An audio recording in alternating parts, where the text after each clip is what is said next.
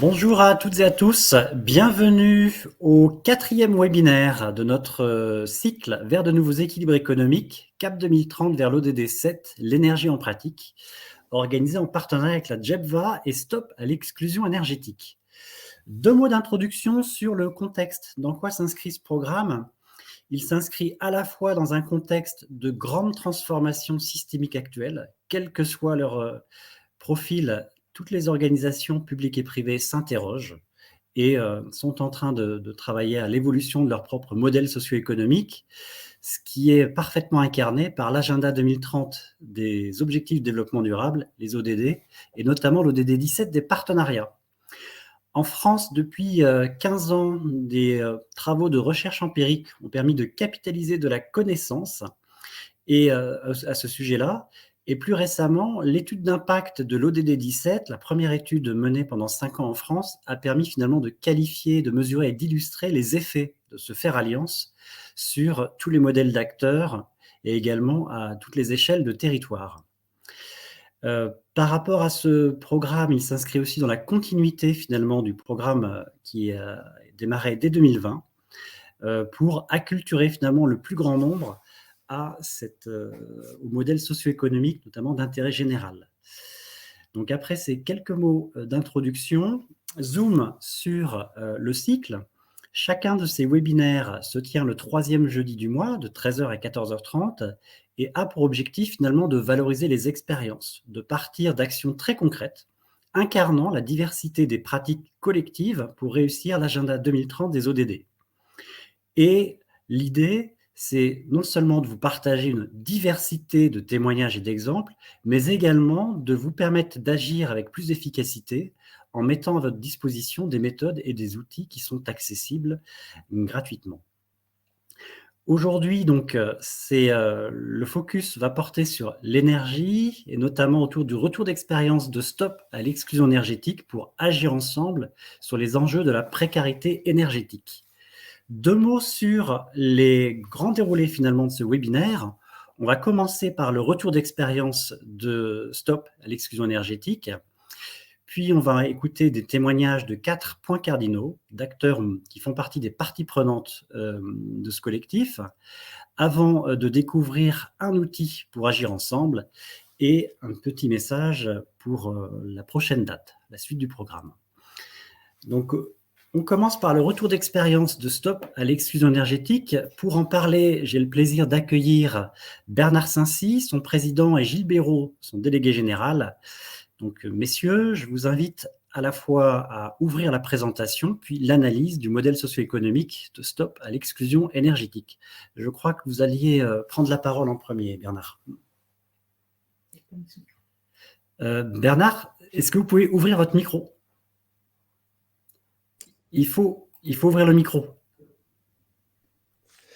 Bonjour à toutes et à tous. Et merci de votre présence. Je suis très heureux de participer à ce webinaire, un double titre en tant que président de Stop l'exclusion énergétique, évidemment, sur lequel je vais revenir, et aussi en tant qu'administrateur du rameau, c'est dire si ce webinaire m'intéresse particulièrement. Alors, notre webinaire est consacré à l'ODD 7, mais pour ce qui concerne Stop à l'exclusion énergétique, on est à la confluence de plusieurs ODD. Bien sûr, l'ODD 7 sur l'énergie, mais aussi l'ODD 1 sur la lutte contre la pauvreté, sur l'ODD 3 sur la santé, l'ODD 8 sur l'emploi, l'ODD 10 sur la réduction des inégalités, l'ODD 11 sur les villes et évidemment l'ODD 13 sur la lutte contre le changement climatique. Et pour tout ça, nous avons une forme d'organisation particulière qui s'inspire de l'ODD 17, donc sur les partenariats. En fait, notre association est un collectif multi-acteurs qui réunit des entreprises, des grandes, Leroy Merlin, Schneider Electric, Enedis, GRDF et bien d'autres, des collectivités territoriales, Marseille, Grenoble, Paris, des opérateurs de chantiers, donc qui réalisent des chantiers de rénovation, qui sont Doremi, les compagnons bâtisseurs, Solia, Réseau Ecohabitat et d'autres. Et puis aussi des institutions publiques des institutions de formation comme l'AFPA ou les Compagnons du Devoir et du Tour de France, et le CEREMA, organisme, institution publique. Notre façon de fonctionner est d'essayer de trouver sur chaque point le consensus. Si on part de l'idée fondamentale qui a été à l'origine de notre collectif, que chacun a un bout de la solution, mais il n'y a qu'ensemble qu'on arrivera à atteindre l'objectif que l'on s'est fixé ensemble, c'est-à-dire éradiquer la précarité, la grande précarité énergétique d'ici 2030, ce qui nécessite une mobilisation de très nombreux acteurs, avec des mobilisations de compétences qui sont réparties sur chacun de nos membres. On a à peu près 60 organisations membres, et parmi nos réalisations, nous avons un effort important pour faire connaître l'innovation dans la lutte contre la précarité énergétique au travers de notre initiative annuelle sur les trophées de la lutte contre la précarité énergétique, et aussi le développement d'un métier qui nous paraît indispensable, qui est le métier d'ensemblier solidaire, c'est-à-dire les gens qui vont accompagner de bout en bout les familles dans leurs travaux de rénovation. On a beaucoup d'autres activités, notamment des activités de formation pour ces ensembliers solidaires, pour les bénévoles et pour les travailleurs sociaux, pour pouvoir les aider à accompagner des familles en grande difficulté dans leurs travaux de rénovation, du point de vue technique, économique et évidemment financier, puisque une des clés de la rénovation, de la possibilité de rénover un logement, c'est d'obtenir les financements nécessaires pour des familles qui sont elles-mêmes extrêmement modestes. Voilà pour la présentation générale de Stop à l'exclusion énergétique. J'ajouterai, mais Gilles va en parler, je vais lui passer la parole. On est aussi lauréat du programme lancé par le ministère de la Transition énergétique, l'appel à programme de certificats d'économie d'énergie, qui nous permet de lancer un projet ambitieux pour les 4 prochaines années, autour de 3000 accompagnements renforcés pour des familles en grande difficulté, pour leur favoriser la rénovation de leur logement. Et ça nous a permis également de changer d'échelle. On a aussi un fonds qui nous permet de financer le reste à charge. Mais pour tout ça, je laisse la parole maintenant à notre délégué général, Gilles Béraud. Merci beaucoup. Je pense qu'une bonne partie a été dit. Bien sûr, l'objet de cette présentation et de ce webinaire n'est pas de couvrir tout l'ODD 7. Nous, on est sur une partie qui est la question des plus précaires, et on est sur la partie de l'habitat. Donc, ça réduit évidemment le champ, même si tout ça est extrêmement transversal, parce que quand on règle l'exclusion énergétique, c'est-à-dire que le fait des plus précaires qui vivent dans des passoires thermiques, on agit autant pour le social que pour l'environnement, que pour créer de l'emploi local et pour la santé. Et on voit bien cette logique ODD, Objectif de développement durable, directement. Une petite vidéo pour commencer, ça permettra d'être beaucoup plus rapide et efficace. Je sais combien il est parfois difficile de se concentrer comme ça, et je voulais juste avant en profiter pour saluer évidemment tous les participants et notamment quelques membres fondateurs fortement à nos côtés comme GRDF et nos amis d'AG2R qui sont très présents dans ce webinaire. Voilà. Donc, action, c'est un magnéto, comme on disait à l'époque. En France, plus d'1 million d'enfants, de femmes et d'hommes souffrent gravement du froid l'hiver et souvent du chaud l'été.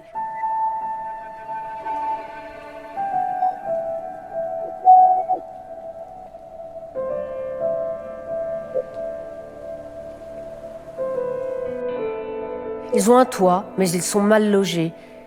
Une précarité que l'on ne voit pas. Derrière ces portes fermées, ces façades anonymes, les appartements, les maisons sont de vraies passoires énergétiques où il fait presque aussi froid que dehors et où la vie devient souvent insupportable.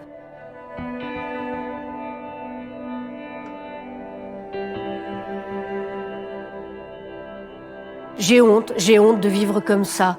J'ai honte de faire vivre ça à mes enfants, disent-ils. Plus inquiétant encore, c'est aussi la santé de ces habitants qui est touchée. Allergies chez les enfants, maladies à répétition aussi pour les plus grands, et impossibilité pour les plus âgés de vieillir sereinement. Beaucoup se sentent dans l'impasse face à des coûts de travaux qui peuvent atteindre des dizaines de milliers d'euros. Mais aujourd'hui, des solutions existent. Des financements disponibles grâce à l'État, aux collectivités, aux ONG, aux fondations, qui permettent, même aux plus modestes, de réaliser les travaux nécessaires pour vivre enfin dans un logement décent, confortable et meilleur pour l'environnement. Mais souvent, ces aides ne suffisent pas. Il manque ce 10%, ce reste à charge, impossible à trouver pour ceux qui n'ont pas accès au crédit. Ensemble, nous pouvons aider des dizaines de milliers de personnes à faire que cet hiver soit le dernier qui les exclut d'une vie digne. Faites un don. Rendez-vous sur stopexclusionénergétique.org.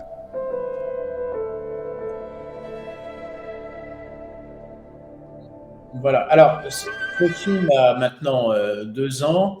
Il nous a permis de mobiliser fortement et je trouve qu'il a aussi une dimension extrêmement intéressante pour nous parce que si tout ça a été rendu possible, notamment parce que les familles que vous voyez à l'image, bien sûr, ce ne sont pas des comédiens, mais des personnes réellement en grande difficulté, notamment une des familles, elle est accompagnée par le Secours catholique. Le réseau Ecohabitat l'a accompagné. On a appliqué des méthodes dont en partie inspirées du travail qu'a piloté Florence Presson et la fondation Leroy Merlin est intervenue. Donc on voit bien tout de suite le premier message qu'on porte, qui est celui des partenariats, de la coopération et évidemment la grande satisfaction. Et je pense que Bernard, comme moi, quand on revoit ces images de tournage, les familles que vous voyez là, maintenant, les travaux ont été faits et elles vivent dans des bonnes conditions, elles sont chaudes, elles sont en bonne santé et même elles se protègent des grandes températures, des grandes chaleurs d'été. Alors, je vais être assez rapide, pardon, si vous voulez des précisions, on peut y répondre, bien sûr. Bien sûr, on vous partagera aussi ces supports parce qu'il y a des chiffres, il y a des définitions. On y reviendra, mais je vais essayer d'être assez rapide parce que c'est effectivement un phénomène qui est extrêmement intéressant dans sa dimension multibénéfice, mais complexe dans son mode de résolution. Donc, la précarité énergétique, c'est une situation de fragilité. C'est lié souvent à des accidents de vie, à des situations personnelles. Et évidemment, on ne peut pas séparer la précarité énergétique d'une précarité globale. Tout ça s'inscrit dans une approche globale. Et évidemment, ceux qui vivent dans les logements les plus difficiles à chauffer, les plus mal chauffés, qui génèrent des problèmes de santé et autres, sont ceux qui sont déjà en qualité de vie. Et même parfois, et même souvent, les logements les plus polluants, ceux qui coûtent le plus cher à chauffer, sont aussi ceux-là. Alors, tout ça est lié évidemment à une logique de dégradation. C'est un mélange de tout ça. On va aller assez vite, mais vraiment, il y a aussi des questions de santé qui sont très, très fortes. Souvent, on croit que les propriétaires sont des gens privilégiés, mais pas du tout, parce qu'eux sont tout seuls face à un logement en mauvais état. Et du fait qu'ils n'entretiennent pas, la dégradation s'accélère et ça crée évidemment l'inconfort, l'humidité, mais aussi des questions de santé et bien évidemment des problèmes de sécurité, parce que c'est aussi les logements qui posent le plus de problèmes. J'en parle de sécurité électrique, sécurité gaz, et aussi des risques d'intoxication, notamment, vous connaissez tous ces petits poêles à pétrole ou à gaz, mais qui sont à très haut risque. Donc, cela crée une exclusion, c'est pour ça qu'on insiste sur ce mot-là, c'est une désocialisation, c'est une honte. Une des familles que vous avez aperçues tout à l'heure nous disait, avant les travaux, mais j'ai honte d'inviter des gens chez moi, puisque s'ils veulent aller ne serait-ce qu'aux toilettes, ils voient qu'il y a de l'humidité. En l'occurrence, il y a le tableau électrique aussi qui était dans la salle de bain à cette époque-là. Je crois qu'on comprend tout cela assez bien. Ce qu'il faut prendre en compte, c'est que ça crée aussi des vraies difficultés d'identification des personnes, de création de ce premier climat de confiance qui permet d'avancer. Et parfois, le Secours catholique pourra y revenir tout à l'heure, mais les CCAS, l'ensemble des acteurs qui assurent cette médiation sociale peuvent mettre 1 an, voire plus, avant de créer cette relation de confiance, parce que, évidemment, si on n'y croit pas, on ne va pas y arriver. Et il faut convaincre les familles que c'est possible de faire 70 ou 75 000 euros de travaux dans un logement alors qu'on est souvent à moins de 10 € par jour et par personne. Les chiffres sont extrêmement importants, sont en augmentation. Bien évidemment, c'est lié au coût de l'énergie. C'est lié aussi, dans certains cas, au dérèglement climatique. À la fois, il y a de plus en plus d'actions qui sont mises en œuvre, et pas seulement par d'autres collectifs, bien évidemment. Et il y a aussi beaucoup d'aides d'État, on pourrait y revenir. Les collectivités s'engagent de plus en plus sur le sujet, mais la dégradation de la situation, pour l'instant, la courbe d'augmentation ne croise pas la courbe de tout ce qui peut être fait, notamment parce que quand vous voyez ce type de maison, si vous connaissez les DPE, vous voyez bien que là, F ou G, ça correspond à une passoire thermique. Mais quand on est dans ce type de maison, on comprend très très bien que c'est extrêmement compliqué de se dire on va pouvoir isoler, changer les fenêtres, améliorer l'isolation. En plus, ces maisons sont celles qui consomment le plus d'énergie par mètre carré. Notamment, c'est des vieilles chaudières à fioul ou tout système de chauffage. En gros, l'investissement est mis pour chauffer l'extérieur. Et évidemment, parfois, on va avoir plus de CO2 qui dépense plus d'argent avec une famille en difficulté que, évidemment, un logement bien rénové avec un système beaucoup plus actuel, quel que soit ce système. Il y a aussi beaucoup d'aides, évidemment. Là, nous, on pousse la rénovation, c'est-à-dire que le fait que les gens deviennent autonomes en termes de confort, d'énergie, et donc, pour cela, peuvent s'appuyer à la fois sur des aides d'État. Je pense que tout le monde connaît MaPrimeRénov', mais il y a aussi beaucoup d'aides des collectivités. Je citais G2R tout à l'heure, qui est un groupe de protection sociale qui fait beaucoup pour accompagner les familles. Donc, les collectivités locales, des fondations comme la Secours catholique, Fondation Abbé Pierre et autres, et aussi des aides spécifiques. Et dans les aides spécifiques, il y a celles directement ciblées sur la précarité énergétique, mais il y a aussi le croisement de difficultés sociales, notamment des questions d'handicap, où dans ces cas-là, on peut aussi avoir accès à des aides. Et de toute façon, il faut intervenir. Il faut quand même aussi penser qu'il y a une surreprésentation dans ces publics-là de familles monoparentales, de personnes âgées, d'handicap, enfin, de toutes ces difficultés-là. Il y a aussi des aides plus curatives, plus immédiates. Évidemment, on préfère toujours mener des travaux, mais maintenant, face à une situation d'urgence, heureusement, il y a le chèque énergie, malheureusement, pas toujours utilisé. Il y a beaucoup de non-droits dans ces démarches-là aussi. Le fait que bouclier tarifaire protège provisoirement, mais heureusement qu'il est là, pas mal de familles, mais aussi beaucoup d'aides spécifiques, FSL ou autres.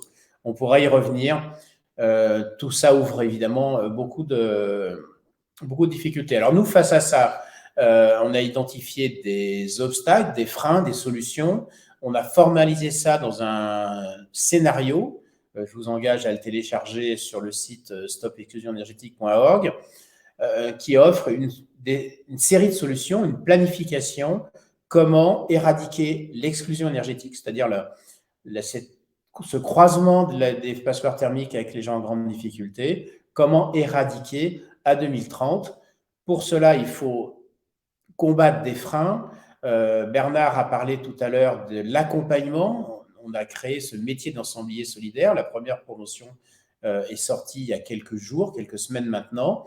On a formé 10 personnes pour définir la formation. On en aura à peu près 30 de formés d'ici la fin de l'année, et on en a 350 de prévus dans le cadre du programme C2E qui a été évoqué tout à l'heure, et probablement beaucoup plus. Ça, c'est le premier point, c'est comment on accompagne la famille de bout en bout le long du parcours. Le deuxième point, c'est comment on finance le reste à charge. Actuellement, le coût moyen de travaux dans une maison individuelle, c'est 70 000 €. Si on fait un excellent travail d'accompagnement, on peut trouver 90% de la somme. Maintenant, il reste toujours 10 000 €. On ne cherche pas à financer 7 à 10 000 €, pardon.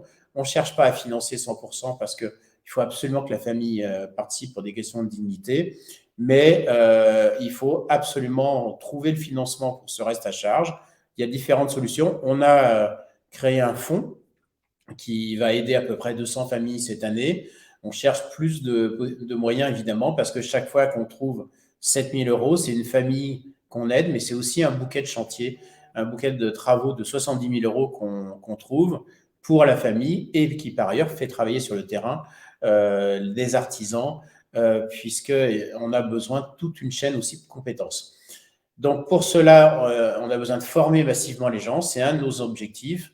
En dehors de ça, on apporte des éléments de soutien dans l'ordre des différentes étapes, puisqu'on a tout structuré dans un parcours de rénovation globale, performante et écologique. Pourquoi je parle de global et performant? Parce que quand une famille est elle-même en difficulté, c'est compliqué encore plus que pour chacun d'entre nous d'organiser des travaux. Et donc, on défend l'idée qu'il faut le plus possible faire les travaux en une fois, avec beaucoup d'ambition.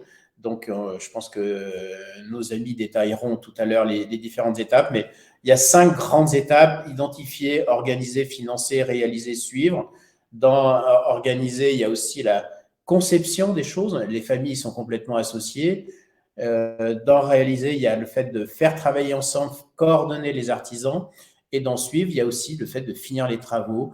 Il y a accrocher les rideaux, faire des peintures. C'est là aussi qu'on peut embarquer pas mal de gens. Et évidemment, tout ça est encadré. C'est la dimension 6.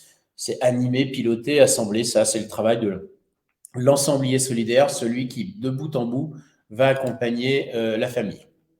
Donc, nous, on est une association orientée sur l'action.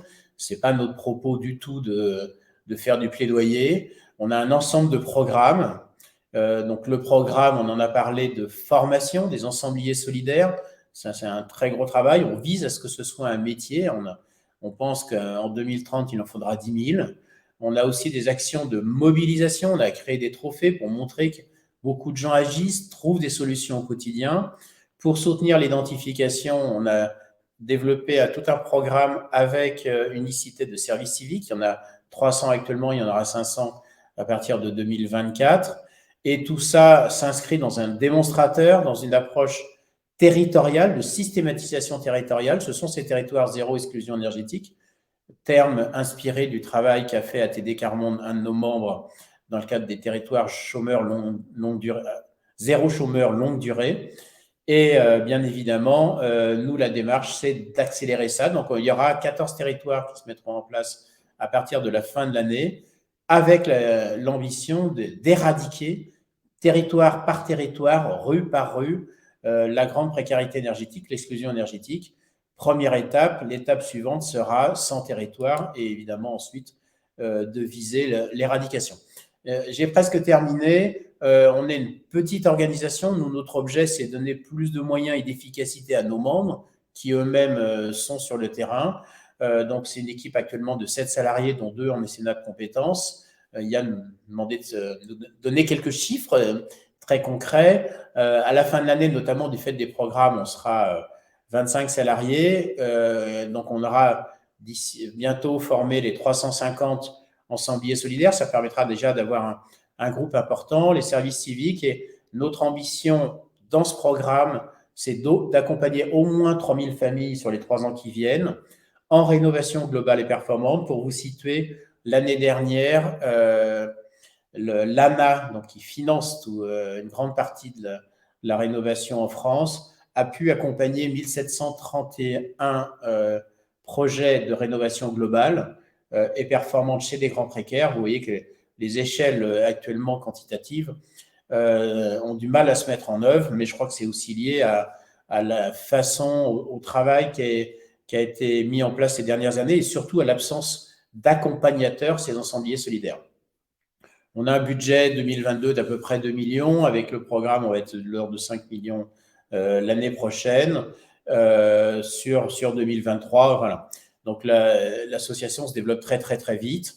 On est évidemment très intéressé à ce que de nouveaux acteurs rejoignent le groupe des 50 membres et partenaires qui collaborent au quotidien, dont des acteurs publics, dont l'ANA que j'ai situé, mais aussi l'AFPA, évidemment sur la formation, mais le CEREMA, la DGEC qui nous a confié ce programme C2E. Il y a aussi des villes, des métropoles, des départements, des entreprises petites, grandes, et bien évidemment les opérateurs de terrain que sont Réseau Ecohabitat, Doremi, Compagnon Bâtisseur, Solia et d'autres. Et tous ces gens-là collaborent très très bien. On est vraiment dans un esprit très ODD. Vous avez ici quelques logos de ces membres et partenaires. On va se développer, j'espère et je pense, assez vite. On a besoin d'être plus nombreux maintenant. On a fait la preuve, je crois, du concept, de la démarche, de la méthode. Maintenant, on a besoin de vous tous pour aller plus vite. C'est vraiment probablement le sujet prioritaire. On parle beaucoup de décarbonation, de solidarité, de précarité. Il y a vraiment cet esprit ODD dans toute la démarche qu'on a mis en œuvre. Au départ, à quelques-uns, c'est très récent, hein, on a commencé le groupe de travail en 2019, qu'on co-animait déjà avec Bernard, et l'association existe depuis fin 2020, et donc on va se développer de plus en plus. Voilà. Merci, donc je repasse la parole avec grand plaisir à Yann. Merci beaucoup Gilles et Bernard pour ce partage à la fois des enjeux, des actions et de la diversité finalement des acteurs qui sont mobilisés pour permettre de contribuer, on a bien compris, à avancer sur ce grand objectif d'éradiquer la précarité énergétique à horizon 2030. On va à présent passer à la seconde séquence des points cardinaux. De quoi s'agit-il? Donc à tour de rôle, en commençant par le Nord, on va finalement écouter 4 partenaires mobilisés à vos côtés pour contribuer finalement à mettre en place et à relever les défis dont 4 grands axes, le Secours catholique sur l'accompagnement des personnes, le Grand Paris Grand Est sur cette notion de parcours global de rénovation énergétique, le réseau Ecohabitat au sujet du développement des compétences et la participation clé d'entreprises comme Leroy Merlin avec l'ancrage territorial. Et donc pour chacun d'entre eux, on va à présent les écouter à tour de rôle pour bien comprendre et découvrir quelle est la valeur finalement de Stop à l'exclusion énergétique pour chacun d'eux au plan national et territorial. Pour commencer, je vais inviter Adrien Le Gallais. Adrien est chargé de projet précarité énergétique au sein du département de la rue au logement de la direction Action et Plaidoyer, France et même Europe du Secours catholique. Et Adrien, est-ce que vous pourriez nous en dire un petit peu plus? Quels sont finalement les impacts des actions de Stop à l'exclusion énergétique auprès des personnes en grande précarité que vous accompagnez? La parole est à vous. Merci beaucoup Yann et merci pour votre invitation. Alors je vais passer la slide suivante. Donc déjà pour essayer de resituer l'action et le rôle du Secours catholique dans les grandes lignes, on peut dire qu'il y a déjà un vrai rôle de lutter contre la grande pauvreté et contre toutes les formes de pauvreté et l'exclusion. On accompagne environ chaque année 1 million de personnes, notamment en grande partie grâce aux 59 000 bénévoles qui sont présents sur tout le territoire, donc répartis sur sur 75 délégations. Donc chaque jour, en fait, ils accompagnent et ils écoutent les personnes, ils les orientent vers l'accès au droit. Ils donnent parfois une aide financière et matérielle quand c'est nécessaire.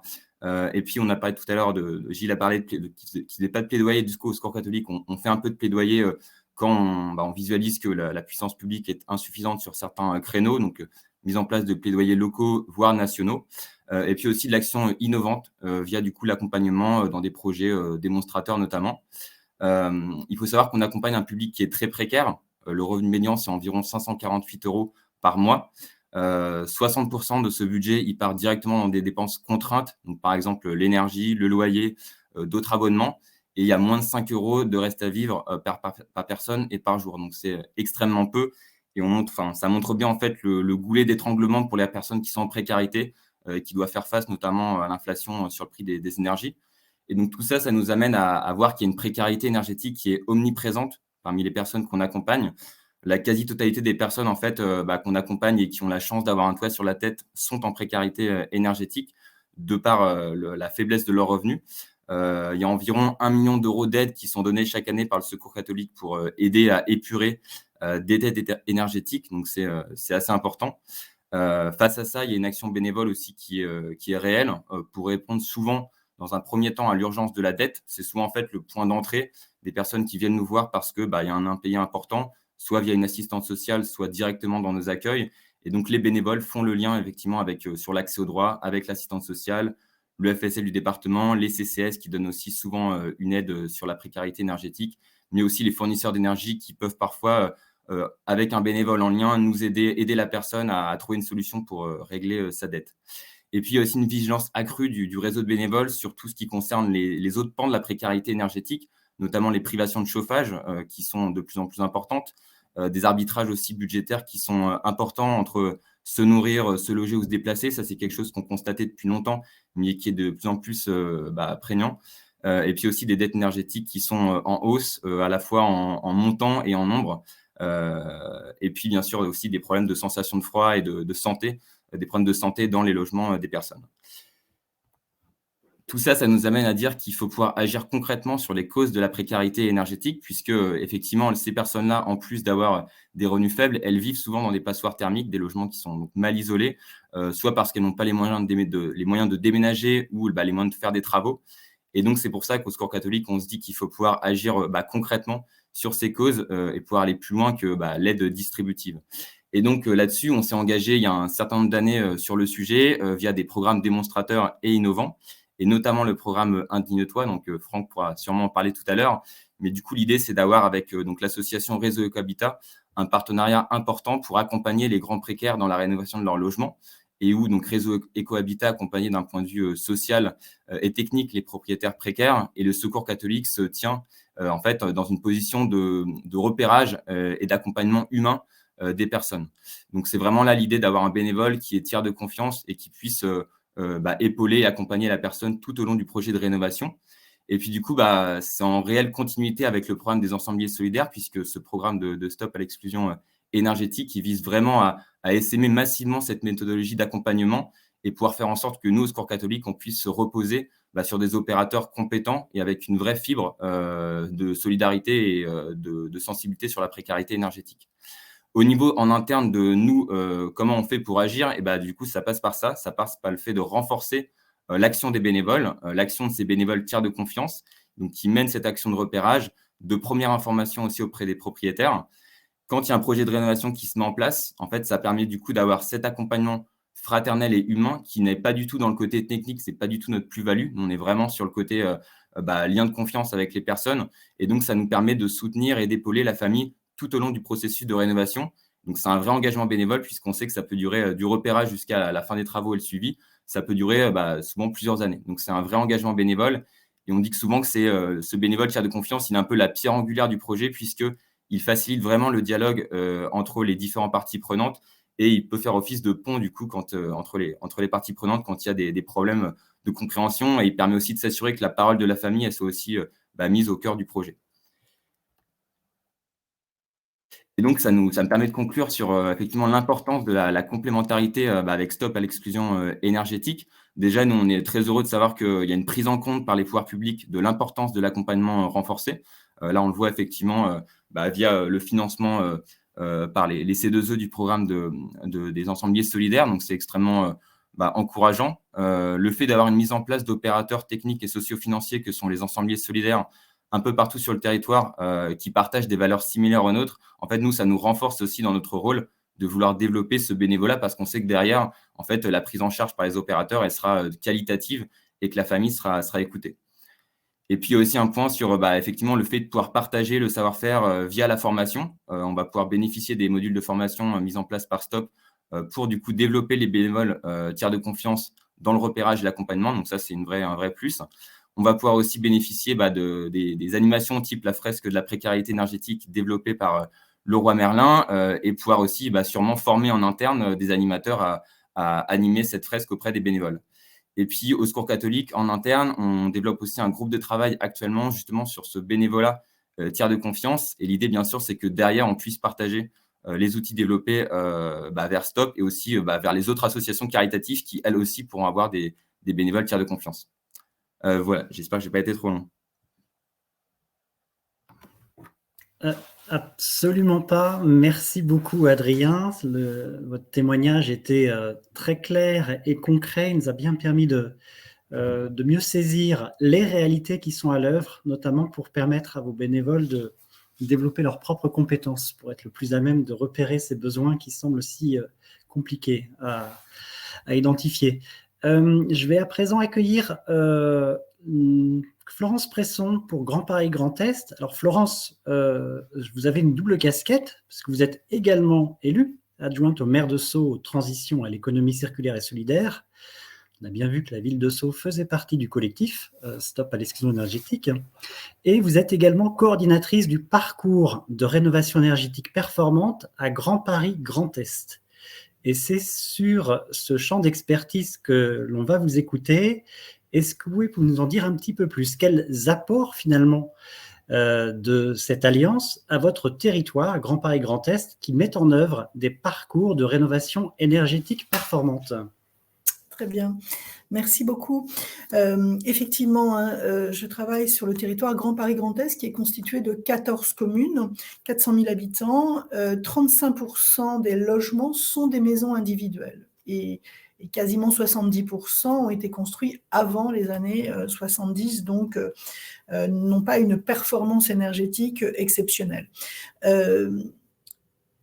Actuellement, on est tous conscients qu'une maison énergivore, une maison dont la facture énergétique est très importante, eh bien, peut mener les ménages à la précarité. Le choix entre manger ou se chauffer fait malheureusement partie des choix d'un certain nombre d'habitants de ce territoire Grand Paris Grand Est. Et puis petit à petit, les quartiers pavillonnaires commencent à décliner un petit peu quand on n'a plus les moyens de gérer correctement sa maison. Donc il y a eu une prise de conscience très forte des 14 maires qui constituent ce territoire avec la mise en œuvre du parcours de rénovation énergétique performante qui est une marque de confiance, qui est effectivement basé sur 3 tiers de confiance, la proximité, le maire, son engagement, les services techniques avec des acteurs tels que Dorémy, qui font partie du collectif Zéro Exclusion Énergétique, et puis toute la partie financement. Une fois qu'on a mis ça en place, on peut se dire, l'accompagnement est fait, on est sur la bonne voie, et on se suffit entre guillemets à soi-même. En réalité, pas du tout. Pas du tout, parce qu'il y a un certain nombre de ménages très très modestes ou précaires qui, quand ils ont un reste à charge de 4 000, 5 000, 6 000 euros, eh bien c'est aussi important pour eux qu'un autre ménage qui a peut-être 40 000 ou 50 000 euros à financer. Et en plus, ces ménages-là sont souvent malheureusement invisibles. C'est pas eux qui vont venir à la mairie et qui vont dire bon voilà, etc. Parce que comme le disait tout à l'heure le témoignage, il y a une certaine honte, il y a un certain malaise à pouvoir ouvrir sa maison, présenter un petit peu les conditions de vie. Donc même en mettant tout ce qui est possible pour une commune, pour un territoire tel que Grand Paris Grand Est, pour effectivement accompagner ces ménages vers la performance, eh bien, il s'avère que l'on n'arrive pas à répondre aux besoins. Donc, à un moment donné, les maires se sont posé des questions. Ça a été une très belle rencontre avec Gilles, avec Bernard, et de se dire, finalement, même si on a mis beaucoup de moyens pour mettre en place ce parcours de rénovation énergétique performante, eh bien, cette rencontre, ce contact avec le collectif Stop à l'exclusion énergétique, eh bien, ça a été un peu le révélateur pour travailler ensemble, pour aller plus loin et surtout ne laisser personne sur le bas-côté. Donc, ça a été la participation des communes et du territoire et bien évidemment du maire de Sceaux, Philippe Laurent, et du maire de Montfermeil et président du territoire Xavier Lemoine et moi-même, où on a travaillé sur les scénarios 2030, on a travaillé sur la mise en œuvre du territoire zéro exclusion énergétique, basé un petit peu sur les territoires zéro chômeur, et qu'aujourd'hui, eh bien, on est partie prenante pour pouvoir, je dirais, mettre un petit peu, grâce à cette solution, un peu un coup de projecteur sur justement ceux qui sont invisibles et trouver les solutions, mettre en œuvre ce qui est nécessaire pour permettre à chacun des habitants de ce territoire, et parmi les plus précaires, les plus modestes, et bien de pouvoir vivre dignement. Et c'est dans cette démarche-là, et pour marquer finalement l'implication du territoire et de ces deux maires, que Gilles et Bernard m'ont proposé d'être présidente de Zéro Exclusion Énergétique, de façon à pouvoir, je dirais, profiter aussi de ces différentes expériences pour aller encore plus loin et éradiquer, bien évidemment, c'est notre volonté à tous autour de l'écran, éradiquer la pauvreté et la précarité énergétique. Merci Florence pour ce témoignage précieux qui nous fait bien toucher du doigt en fait la manière dont à l'échelle de territoire l'accompagnement est une véritable gageure, et on a déjà hâte d'en savoir beaucoup plus sur les futurs projets de territoire zéro exclusion énergétique. Mais comme Gilles nous en a parlé, on a bien compris qu'il faudra attendre le second semestre. Je vais à présent accueillir, on parle beaucoup d'ensembliers solidaires, une personne pour en témoigner. Il s'agit de Franck Biot, fondateur et directeur général du réseau Ecohabitat. Franck, est-ce que vous pourriez nous dire, par rapport à votre retour d'expérience, en quoi le changement d'échelle de Stop à l'exclusion énergétique contribue à accélérer le déploiement de ces nouvelles compétences que vous accompagnez ? Bonjour et merci de pouvoir me laisser m'exprimer sur ce sujet, en tout cas ravi. Donc d'abord, en fait, 2 mots pour parler de Réseau Ecohabitat, qui est un acteur d'amélioration de l'habitat. Comme on est au sud, je peux dire en fait qu'on ramène un peu de lumière dans des maisons qui sont parfois ténébreuses. Puisqu'en fait on touche essentiellement des ménages très précaires, et quand on dit très précaires, Adrien l'a dit tout à l'heure, ce sont des gens qui sont sous le seuil de pauvreté, donc qui vivent avec moins de 10 € par jour et par personne, et qui occupent en général des logements qu'on dit très dégradés, pour pas dire insalubres. Donc on accompagne ces ménages, et comme l'a dit Florence, en fait, qui sont des invisibles. Parce que quand on a moins de 10 € par jour et par personne, et qu'on a un logement en fait très dégradé, insalubre, on n'ose pas imaginer qu'en France, c'est possible d'aller chercher 75 000 € pour faire des travaux de rénovation énergétique. Donc on est, nous, j'allais dire en fait très modestement, donc issu d'ailleurs d'une expérimentation avec le Secours catholique, qui est de se dire il faut mettre un peu plus de moyens sur des gens qui sont invisibles, et pour lesquels en fait il faut apporter une réponse globale à la rénovation du logement, qui va pouvoir en fait permettre à des gens de se réinsérer. Donc on a expérimenté en fait un peu des choses en fait sur la région Hauts-de-France.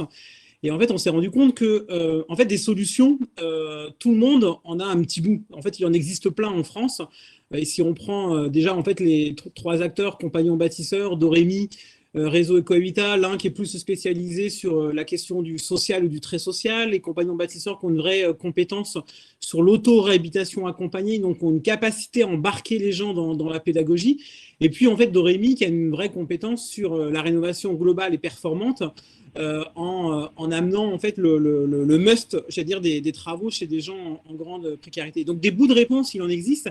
Et ce que vient finalement en fait apporter Stop, donc d'abord c'est les conditions d'un changement d'échelle et une accélération en fait d'une réponse autour des ensembliers solidaires. Ensembliers, on aurait pu dire d'ailleurs assembliers solidaires, puisqu'en fait on vient agréger des bouts de solutions qui sont portés soit par des acteurs caritatifs, le Secours catholique notamment, ATD Quart Monde et d'autres, la Croix-Rouge, des bouts de solutions en fait qui existent par les collectivités locales qui financent, en fait, qui mettent en place des dispositifs, et des bouts de solutions en fait apportés notamment par les artisans, par les distributeurs de matériaux qui répondent aux techniques. Et en fait, dans ce qu'on, en fait, finalement, en assemblant nos énergies avec nos petits bouts de compétences, on se rend bien compte en fait qu'on déplace nos compétences. Adrien l'a dit, en fait, un bénévole qui donne 250 € pour payer une facture d'énergie, c'est pas tout à fait pareil qu'un bénévole qui va accompagner pendant 1 an une famille qui va pouvoir faire 75 000 € de travaux. une collectivité qui va pouvoir en fait répondre en fait à une population dite invisible, en fait, elle est aussi vachement contente de pouvoir apporter des réponses là où en fait c'est plus difficile de le faire. Et puis, en fait, nos solutions ensemble apportent aussi en fait un véritable marché, j'ai envie de dire, d'amélioration de l'habitat pour des fabricants de matériel, des distributeurs, mais qui les obligent aussi parfois dans leur métier, je pense que Nicolas en parlera tout à l'heure, à changer un peu de posture et apporter des réponses un tout petit peu différentes. Et d'ailleurs, je pourrais aussi revenir sur les politiques publiques, puisque on parlait du programme de Stop avec un financement autour des certificats d'économie d'énergie. On voit bien que les politiques publiques, elles peuvent aussi changer leur manière de fonctionner et d'amener des réponses en fonction en fait d'opérer de l'ensemble des acteurs. Donc il y a dans Stop, autour, on pourrait se poser la question, 60 organisations avec des gens du caritatif, des entreprises et des opérateurs. C'est quand même un gros mélange en fait d'acteurs, mais c'est en additionnant en fait aussi nos compétences que en fait on s'oblige à avoir des réponses beaucoup plus impactantes en fait sur nos territoires. Auprès des personnes en difficulté et d'avoir en fait un changement d'approche pour aller chercher ceux qui en ont le plus besoin, parce que en fait, je suis aussi assez convaincu que si on amène une réponse chez des publics qui n'imaginent pas que c'est possible de faire des travaux aujourd'hui, si on s'attaque au plus compliqué, alors ça devient évident que monsieur et madame tout le monde en fait, pourront accéder à des dispositifs d'amélioration de l'habitat, à des entreprises aussi sérieuses et compétentes. Il n'y a pas que des margoulins sur le marché pour pouvoir en fait s'embarquer dans une transition écologique juste. Voilà. Merci. Merci beaucoup, Franck, pour votre éclairage très, très précieux. Et à partir d'une belle expérience dans les Hauts-de-France, je crois qu'il y a eu un contrat d'impact social pour accompagner ces dynamiques-là et pour illustrer de manière extrêmement concrète l'effet révélateur et aussi accélérateur des alliances. Et justement, par rapport aux alliances, je vais accueillir à présent un acteur qui a été cité à plusieurs reprises. Il s'agit de Leroy Merlin. Pour en parler, je suis ravi d'accueillir Nicolas Cordier, responsable du business à impact social du groupe. Est-ce que, Nicolas, vous pouvez nous en dire un peu plus en quoi, finalement, cette alliance est à la fois source d'ancrage territorial et également de mobilisation de vos parties prenantes pour un groupe de distribution tel que le vôtre? Oui, merci Yann, bonjour à tous. C'est très agréable de pouvoir intervenir après les autres participants, parce que ça montre bien l'importance de pouvoir agir en réseau, et vous aurez entendu aussi toutes les interactions et les cohérences qu'il peut y avoir. Alors, pour Leroy Merlin, bien évidemment, l'engagement dans ce collectif Stop à l'exclusion énergétique pour construire des solutions qui soient durables face à l'exclusion énergétique, c'est évidemment assez naturel en termes de métier, en termes de projet d'entreprise quelque part, puisque en tant que leader de l'amélioration de l'habitat en France, eh bien, l'ensemble des dispositifs pour que la rénovation énergétique puisse être répandue de manière plus massive est assez naturel.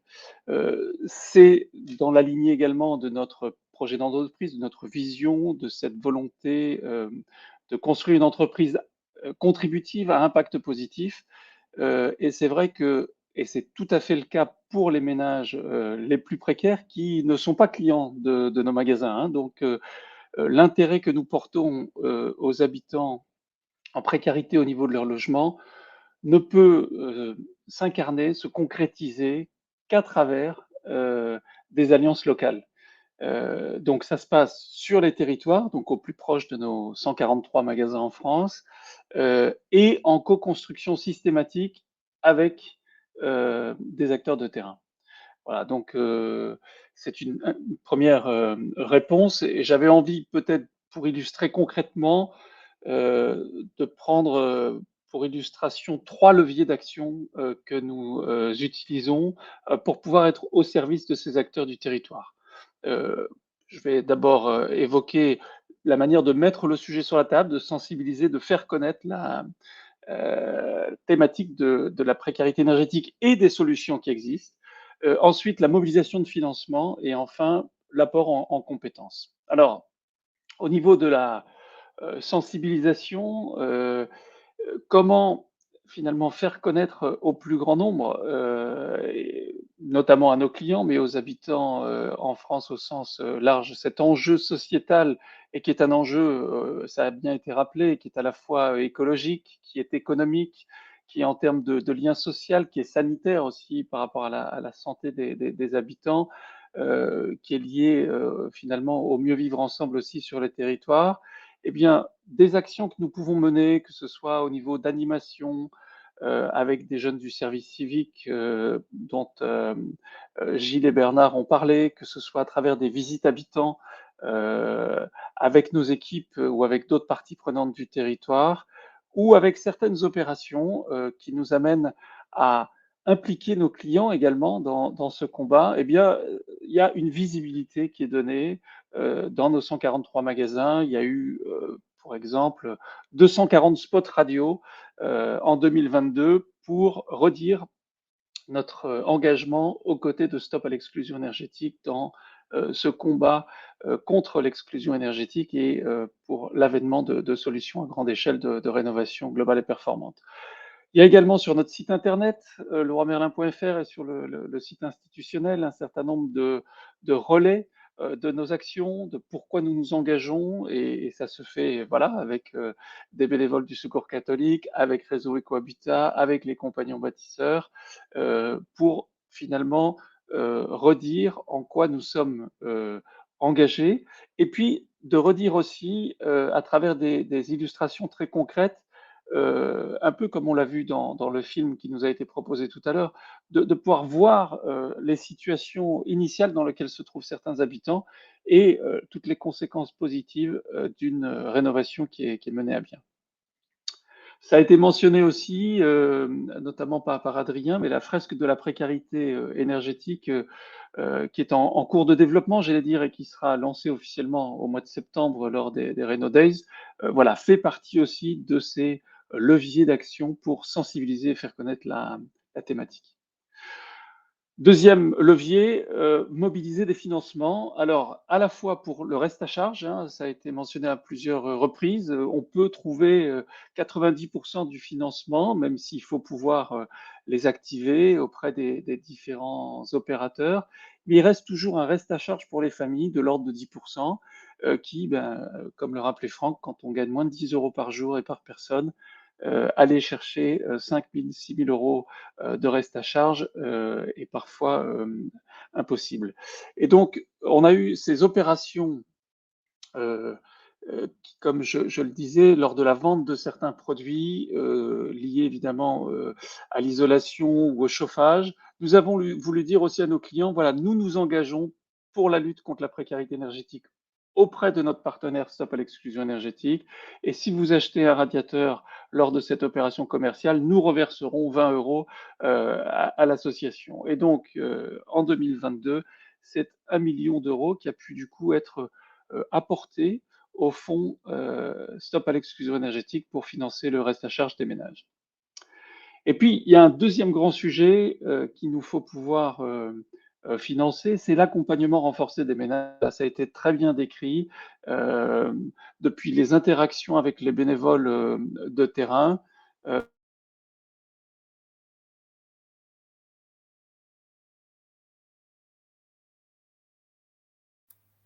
Nicolas, je ne sais pas ce qui se passe au niveau du micro, on ne vous entend plus.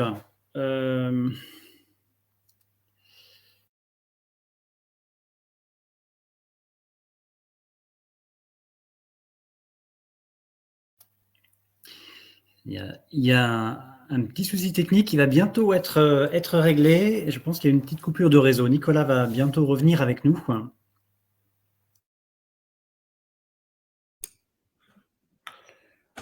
Peut-être en attendant.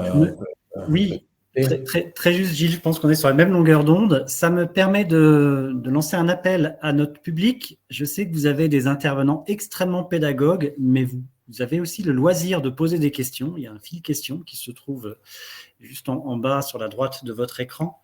N'hésitez pas à en poser. Et c'est d'ailleurs le bon moment, puisque après l'intervention de Nicolas, il y aura une petite phase d'interaction. Donc, en fonction des questions, les intervenants pourront y répondre en direct, ou ça fera partie de questions plus collégiales que je me ferai un plaisir de relayer.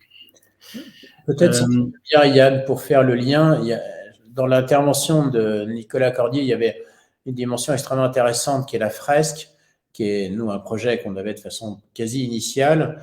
Et c'est les salariés de Leroy Merlin qui ont commencé le travail initial sur cette fresque, et avec des premiers tests à l'interne qui maintenant ont été élargis parce que dans le sein du comité scientifique de cette fresque, il y a l'ANA, il y a la DGEC, il y a le réseau Rappel. Et donc, ça a permis de faire un enrichissement de tout ce travail qui a été fait. Il est débattu aussi avec des membres. Et à partir comme ça d'initiative d'un des membres, le collectif s'approprie un sujet, le fait monter en compétences et ensuite le permet de le distribuer très largement. Et les animateurs de cette fresque seront notamment chez tous nos membres. Voilà. Donc, c'est vraiment cette dimension collective. Voilà. Nicolas, ce n'était pas pour meubler dans en période de... Merci Gilles. Je ne sais pas ce qui s'est passé. J'avais plus de son, plus d'image. Qu'on faisait tout un collectif. Et encore, j'en profite aussi devant vous tous pour remercier Leroy Merlin d'un engagement mais extraordinaire, non pas pour Stop Exclusion Énergétique, si aussi, mais surtout pour qu'on puisse avancer sur ces questions d'éradication, parce que notre sujet, c'est vraiment changer l'échelle dans nos approches et dans les résultats qu'on peut générer. Merci Gilles. Oui, alors je ne sais pas où vous en étiez resté quand ça s'est figé. Peut-être juste le deuxième volet sur l'apport en financement que je voulais mentionner, qui est un dispositif un peu original, mais qui peut apporter des solutions à l'accompagnement renforcé. C'est ce qu'on appelle les achats solidaires, c'est-à-dire de fait de pouvoir canaliser les achats des matériaux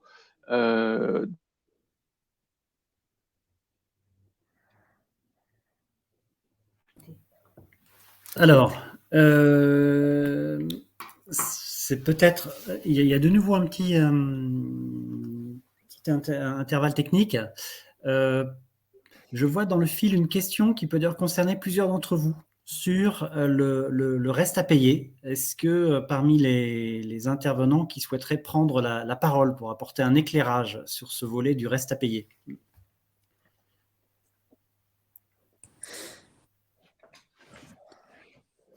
Vas-y, Franck.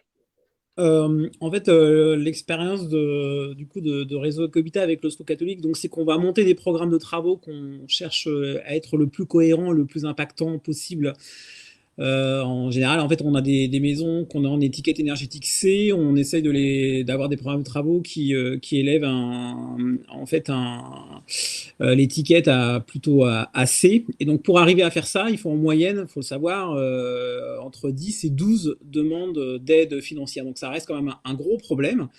Et c'est ça qui complique souvent l'accompagnement très social et financier de ces familles, parce que si on ne solutionne pas en fait, le reste à financer, en fait, voilà, les travaux ne se font pas. Donc, c'est pas 75 000, c'est 0 € de travaux réalisés.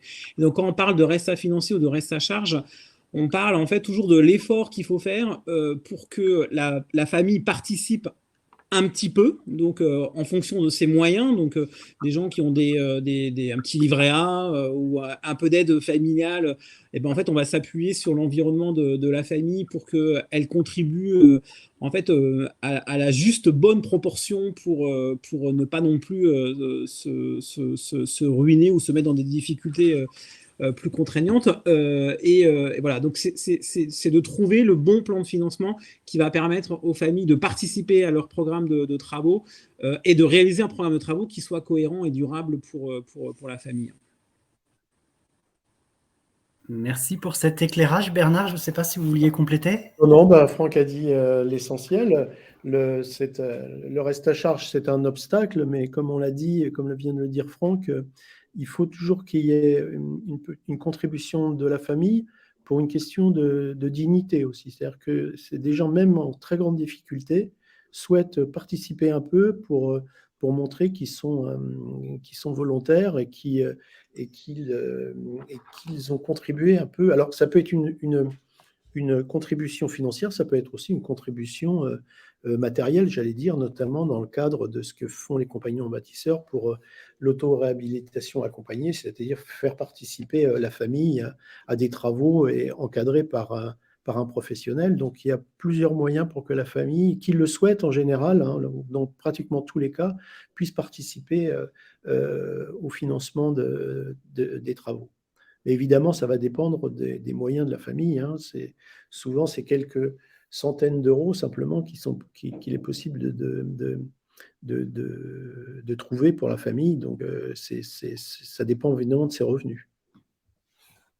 Et le principal financeur de la rénovation, c'est tout de même l'ANA, hein, donc l'Agence nationale de l'amélioration de l'habitat, qui finance une grande partie des travaux. Après, vous avez aussi le conseil régional, le conseil départemental au travers du fonds de solidarité logement, qui est aussi un gros contributeur, comme les collectivités territoriales.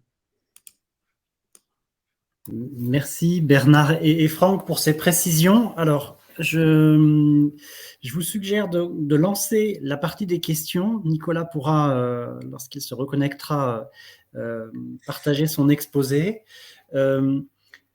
N'hésitez pas au niveau du public. Hein, si vous avez d'autres questions, ça permettra de les ouvrir de manière collégiale. Donc, la séquence des questions, elle vise finalement à croiser 3 regards. Le regard de notre partenaire, hein, collectif Stop Exclusion Énergétique, le regard de chacun des points cardinaux qui vient de s'exprimer, et également celui de la recherche empirique avec le rameau. Alors peut-être une même question à chacun, de prendre un peu de recul par rapport à votre retour d'expérience. Est-ce que vous pourriez nous partager un mot qui incarne le mieux, d'après vos retours d'expérience, finalement cette dimension des alliances au travers de ce que vous vivez au plus près de vos réalités de terrain et d'organisation. Je fais un rapide tour de table. Est-ce qui souhaite ouvrir le bal et prendre la parole en premier? Je crois que Gilles et Bernard ont leur micro ouvert, donc messieurs, je vous invite à commencer. En un mot, ce n'est pas très simple. Moi, je pense que le terme le plus adapté pour une alliance telle que Stop Exclusion Énergétique, c'est coopération. On l'a déjà beaucoup développé, mais chacun a un bout de la solution, mais c'est ensemble qu'on arrive à changer d'échelle. Moi, je dirais diversité aussi. C'est la diversité finalement de tous les acteurs qui constituent Stop Exclusion qui permet cet enrichissement collectif. Allez-y, Franck. Oui. En fait, pour compléter, je prends quand même un autre mot. Je dirais qu'il faut un peu d'audace quand même, parce qu'il faut accepter de sortir de ces sentiers battus pour imaginer que de nouveaux modèles soient possibles. Et donc, c'est pas si simple que ça quand même que d'imaginer un système où des associations travaillent avec des entreprises dites privées, et elles sont privées, et travaillent en même temps avec des pouvoirs publics. On sait quand même pertinemment que sur des territoires, l'entreprise est souvent perçue comme quelque chose de suspect ou d'être un margoulin parce qu'on peut se faire escroquer, que la puissance publique, on n'y croit plus trop. Donc, on sait bien qu'il n'y a plus d'argent public dans les caisses de l'État, donc le citoyen s'en méfie beaucoup. Et on se méfie quand même aussi, généralement, des gens en difficulté qui pourraient profiter du système. Donc voilà, donc je dis un peu d'audace pour sortir de ces sentiers battus et casser un peu ces préjugés qu'on peut avoir sur ces 3 silos qui ont tout intérêt à travailler ensemble. Merci Franck. Je crois que dans l'ordre, c'est Gilles, puis je vais suggérer à Adrien puis à Élodie d'intervenir. Moi, je dirais la question de la compétence. Il y a beaucoup de compétences dans le bâtiment, bien sûr. La question de l'accompagnement social, et surtout des gens en grande difficulté, est un vrai et fondamental. On a besoin d'accompagner, on a parlé tout à l'heure de formation, etc.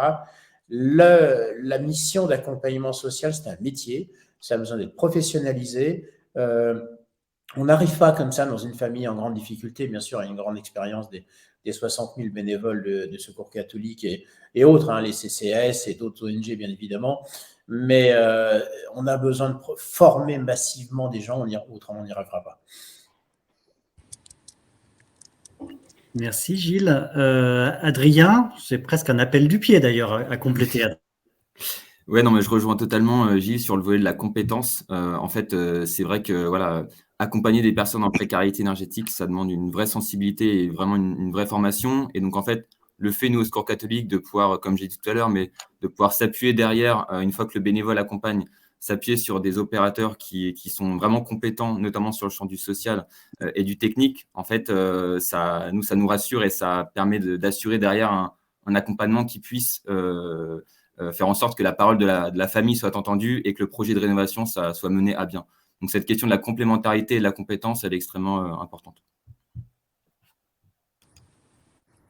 Et compétences, et Élodie. Et ensuite, on reviendra à Nicolas.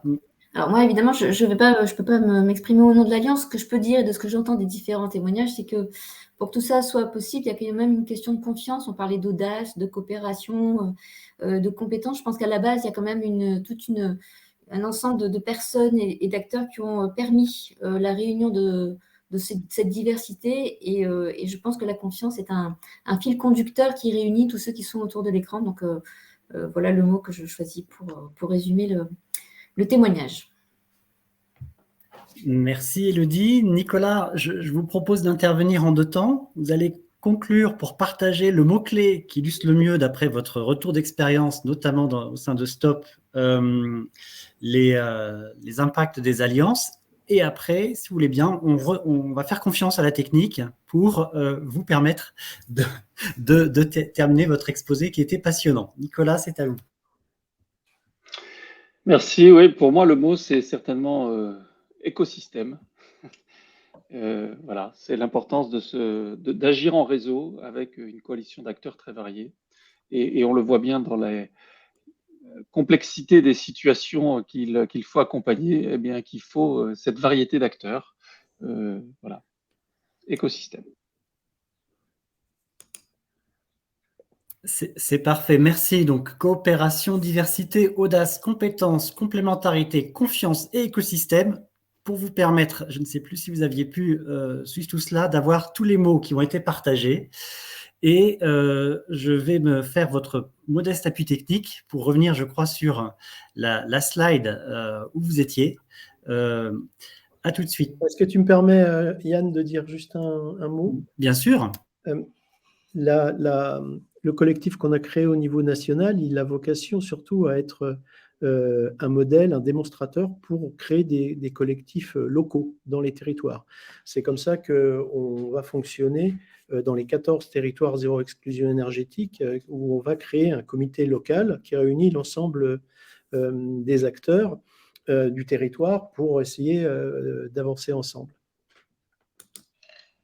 Et on a repris un terme qui avait été employé dans le cadre de territoire zéro chômeur longue durée. La première étape pour créer un collectif, c'est ce qu'on appelle la fabrique du consensus, c'est-à-dire se réunir, discuter, voir les compétences, répertorier les compétences de chacun et les complémentarités possibles pour définir des projets ambitieux territoriaux.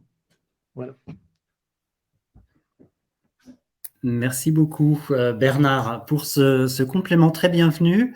Donc, Nicolas, je vous guide dans les slides. Je vous laisse reprendre le fil. On va y arriver.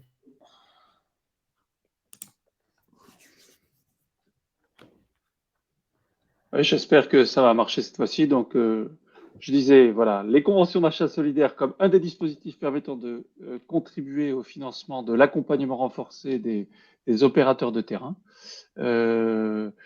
En anticipation un peu de ce qui va venir dans les mois qui viennent, mais c'est en test actuellement dans un de nos magasins, vous voyez, du 21 mars au 25 avril, c'est le fait de pouvoir engager également nos clients auprès de Stop à l'exclusion énergétique à travers l'arrondi solidaire en caisse. Et les petits ruisseaux faisant de grandes rivières, ça pourra contribuer aussi au fonds de financement du reste à charge et de positionner également dans l'ensemble de nos magasins auprès de nos clients la thématique de l'exclusion énergétique. Et puis enfin, dans le troisième sujet, comment apporter des compétences pour pouvoir consolider le collectif. Donc, je pense qu'on a mentionné à plusieurs reprises les débats contributifs qui ont pu enrichir le scénario 2030. Il y a en tout cas une participation aussi de Leroy Merlin là-dessus. On a parlé des chantiers pour pouvoir finaliser les travaux de finition. Une fois que les travaux de rénovation énergétique ont été faits, eh bien, des entreprises peuvent se mobiliser, et c'est le cas de collaborateurs Leroy Merlin aussi, qui, sur les territoires, au plus proche de là où sont les situations, peuvent venir contribuer à ces travaux de finition. Et puis, il y a ensuite l'ensemble des dispositifs de formation sur la rénovation énergétique, avec notamment notre Université de l'Habitat Durable, qui apporte également sa pierre à cet enjeu majeur de la montée en compétence de l'ensemble des acteurs. Et puis, mais ça a été également mentionné à plusieurs reprises aussi, la contribution pour la conception et les différents tests en cours sur la fresque de la précarité énergétique. Voilà, merci et désolé pour cette interruption technique dont je n'ai pas identifié la cause, mais je n'arrivais plus à me reconnecter. Mais voilà, en tout cas, les différents leviers qui nous permettent d'agir à la fois au plus près des territoires et à la fois au niveau national sur le collectif Stop à l'exclusion énergétique.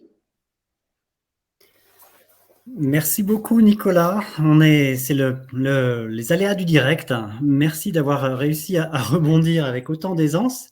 Et alors, un mot à l'attention du public. Vous venez d'entendre finalement des interventions très passionnantes et complémentaires sur une alliance ambitieuse et d'envergure, pour reprendre les termes de Bernard, qui ambitionne très bientôt d'avoir 14 démonstrateurs locaux pour favoriser une action à grande échelle, mais ce n'est pas si simple que ça de monter à bord et de développer des alliances. Et justement, c'est l'occasion pour moi d'inviter Élodie, notre directrice de la recherche, à intervenir pour vous présenter les atouts d'un outil pour agir, la boussole l'ODD 17 en pratique. Élodie, c'est à toi. Merci Yann et bonjour à tous à nouveau. Alors effectivement, on propose la boussole de l'ODD 17 en pratique, qui est un ensemble d'outils, de ressources qui concernent tous les acteurs qui souhaitent à un moment donné se repérer en matière d'alliance. Et donc c'est un ensemble d'outils qui vont permettre à chacun de s'informer, de se former et agir. Alors elle a été élaborée progressivement, puisqu'elle est issue de la mission ministérielle sur l'accélération des alliances stratégiques en France qui a lieu de 2019 à 2022. Et l'objectif, c'est de pouvoir se dire mais comment on peut agir ensemble et quels sont les outils et les ressources qui vont permettre à chacun de passer à l'action plus facilement. Alors, comme on parle d'une boussole, on parle aussi de 4 axes fondamentaux, de 4 fondements.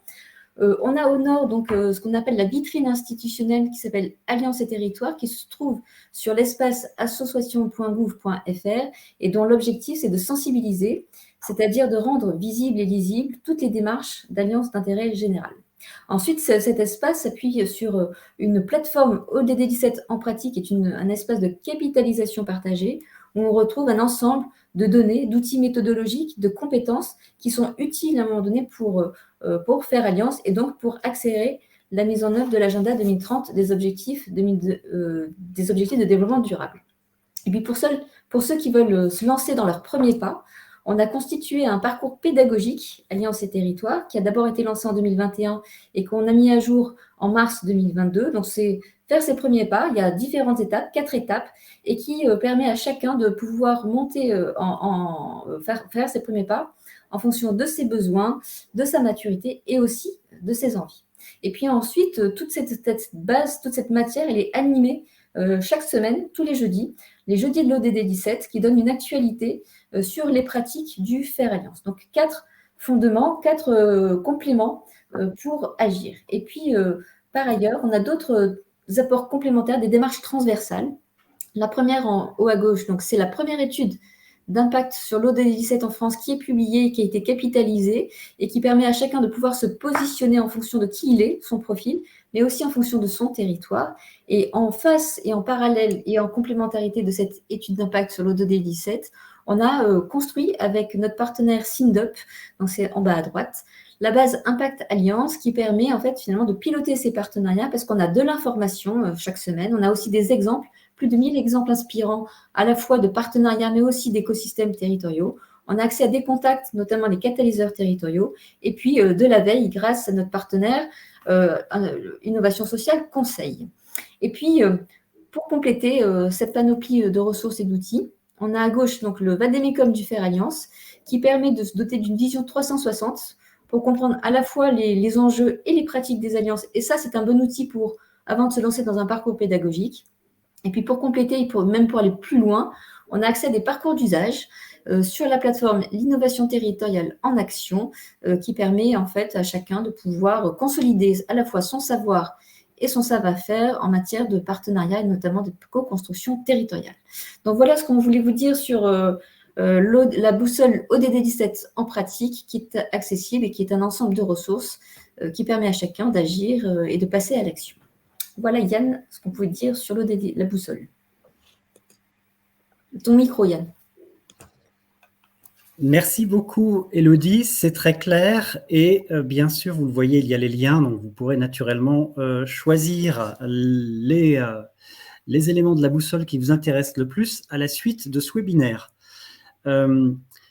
Un petit mot pour vous partager la suite du programme, de notre programme thématique. Donc, je vous donne rendez-vous le jeudi 25 mai autour de l'ODD 11, des villes et des communautés durables, sur un webinaire qui sera organisé en partenariat avec Bouge ton coq et l'Observatoire du Grand Rebond.